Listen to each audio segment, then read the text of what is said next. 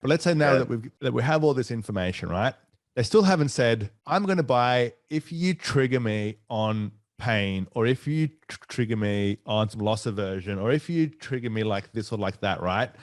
So then how do you take that qualitative research and then turn that basically into something which you can use for marketing purposes? Yes, great question. And this is where we really, as marketers, really need to be cognizant to not allow our own cognitive biases and to sort of interpretate that information in a way that we want to, because it suits a particular concept we may have for a campaign, for example. So, and it's interesting, Alex, actually, I don't know if you've been reading up on my stuff, but that you use the word trigger, and there's a particular technique known as trigger points. It's called a completion technique, because sometimes, as you say, the information can be not clear, let's say. So what we'll do, and ideally we'll do this with a few of us, is that we'll go through all the information and we'll try and look at themes. Now these and we'll come up with some statements around these themes. And this could be, for example, what statement do you agree with the most? Family comes first. Work-life balance is a myth. Multitasking is a hoax.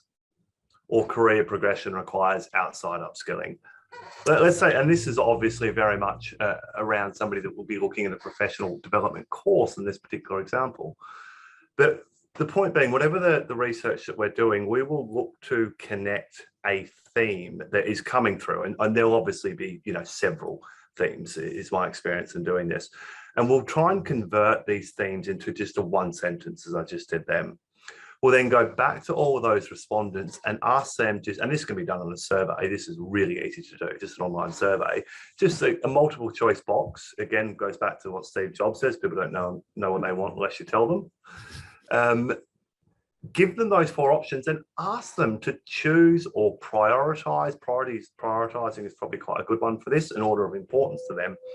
What you've then done is you've dealt with your own cognitive biases, because as marketers, whether we like it or not, we will want a campaign to look in a particular way, and that campaign may be inconsistent with what the data is telling us. So we need to deal with that by, again, summarizing the information and then giving it back to the respondents and asking them to tell us which is most important. That will remove any guesswork, to your point, around how we get to that. And now we have a working statement which will be statistically validated by, say, 60% of the votes. One of them will come out on top. And this then becomes our central organizing thought as the sort of deep-seated emotional truth that has existed across, say, 60% of the respondents.